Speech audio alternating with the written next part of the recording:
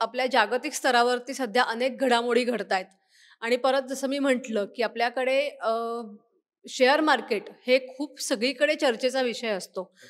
आता माझा विषय असा आहे, की आता सध्या अमेरिकेमध्ये जी काही उलथापालथ होती आहे किंवा ट्रम्प सरकार आपले जे काही लाडाचे गोष्टी करत आहेत, तर ह्याचा आपल्या भारतावरती म्हणजे मी असं नाही म्हणणार भारतीय शेअर मार्केटवर नाही मी म्हणत आहे. भारतावरती कसा परिणाम होऊ शकतो? चांगला, वाईट कुठल्याही पद्धतीनं?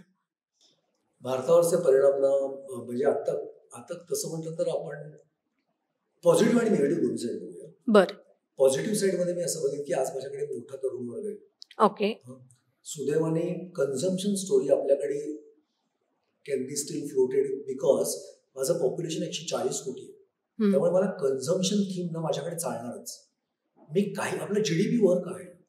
बरोबर. कन्झम्पशन अगदी. पॉप्युलेशन पर कॅपिटा माझं कमी आहे. बरोबर. त्यामुळे मी तिसऱ्या क्रमांकाची अर्थव्यवस्था जरी असलो तरी माझ्याकडे गरिबी पण आहे. बरोबर. माझा देश संपन्न आहे का? अजून तरी नाही. पण मला संपन्न करायचं आहे त्याच्याकरता प्रयत्न आहेत का? चालू आहे. आपलं इन्फ्रास्ट्रक्चर स्पेंडिंग वाढतंय. आपण सिरियसली बऱ्याच गोष्टी करायचा प्रयत्न करतोय. ओके. पण हे सगळं त्या वेळेत करणं हे कठीण असू शकतं. बरोबर. आणि कठीण आहे. त्यामुळे कौशल्य विकास आणि तरुणांना रोजगार ही मला वाटतं प्रायोरिटी पाहिजे. ओके. दुसरी महत्वाची गोष्ट म्हणजे आता आपण मॅन्युफॅक्चरिंग हब बनतोय. बऱ्याचशा कंपन्या इकडे येऊन मॅन्युफॅक्चर करायचा विचार करतात. हे एका दृष्टीने चांगलं आहे की ज्यामुळे रोजगार निर्मिती होऊ शकेल. माझ्याकडे प्रोडक्शन ते एक्सपोर्ट करेल त्यामुळे माझा निर्यात वाढू शकेल. पण तिसरं आपल्याकडे इनोव्हेशन कुठे आहे? अच्छा. आपण खूप इंजिनियर्स निर्माण केले पण आपण शोध किती लावले?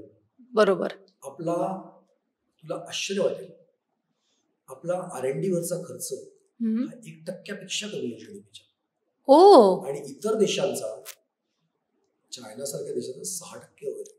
बापरे. आपण खूपच कमी आहोत. शिक्षणासाठीचं आणि प्रोव्हिजन कमी आहे. रिसर्च डेव्हलपमेंटसाठी कमी आहे. तिथे आपल्याला लक्ष देणं खूप गरजेचं आहे. अच्छा. त्यामुळे जोपर्यंत आपण ह्या मूलभूत गरजांकडे किंवा मूलभूत गोष्टींकडे लक्ष देत नाही तोपर्यंत मला असं वाटतं की भारतासाठी आव्हान